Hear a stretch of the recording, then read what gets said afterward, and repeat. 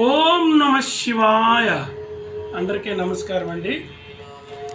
మనము ప్రతిరోజు ఒక్కొక్క అంశాన్ని చెప్పుకుంటున్నటువంటి భాగంలోని ప్రతి బుధవారము శివ పంచాక్షరి స్తోత్రం అని ఉంటుంది. నాగేంద్రహారాయ త్రిలోచనాయ భస్మాంగరాగాయ మహేశ్వరాయ అని చెప్పి అలాంటి ఒక మంత్రాన్ని అంటే పంచభూతాలన్నీ కూడా అనుగ్రహించే ఒక అద్భుతమైనటువంటి స్తోత్రం అది. అందువల్ల పంచాక్షరి స్తోత్రాన్ని ప్రతి బుధవారం చదువుకోవడము లేదా కనీసం వినడం వల్ల మన చుట్టూ ఉన్నటువంటి అనేక రకాలైనటువంటి పంచభూతాలకు సంబంధించినటువంటి అగ్ని, వాయువు, భూమి, ఆకాశము, ఇలా ఏదైతే జలము, ఇలా ఏదైతే ఉన్నాయో పంచభూతాత్మకమైనటువంటి అనుకూలిస్తూ ఉంటాయి. అంటే ఇప్పుడు ఎగ్జాంపుల్ ఏదో ఫంక్షన్ చేయాలనుకున్నాం అనుకోండి, సడన్గా వర్షం వచ్చేసింది అనుకోండి, అదొక ఇబ్బంది.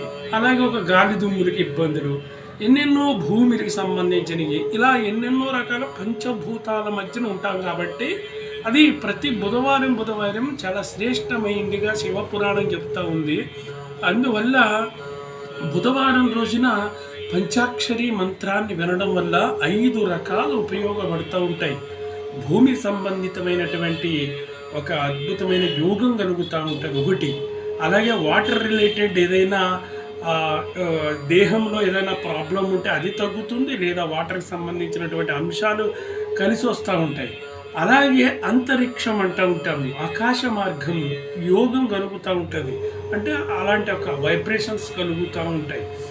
ఇదే విధమైనటువంటి పంచభూతాలు అన్నీ కూడా ఆయా రూపాల్లోనే వెలుగుస్తూ ఉంటారు. అదే అగ్ని స్వరూపము. మన బాడీలో హీట్ ఎక్కువైపోయింది అనుకోండి, అదొక ప్రాబ్లం. హీట్ తక్కువైపోయింది అనుకోండి, అదొక ప్రాబ్లం. అలాగే అగ్ని ప్రమాదాలు లాంటి అగ్ని ఇబ్బంది పెట్టదు. ఇన్ని రకాలు ఉన్నటువంటి పంచభూతాత్మకమైనటువంటి నమశివాయ మంత్రం అన్నమాట. అది ఆ స్తోత్రం ఉంటుంది. నాకొక మంత్రము, మాకొక మంత్రము, షీకొక మంత్రము, వాకొక మంత్రం, యాకొక మంత్రం అన్నట్టుగా ఉంటాయి ఇవి. ఆదిశంకర భగవత్పాదులు అది అద్భుతంగా రాసినటువంటి మంత్రము.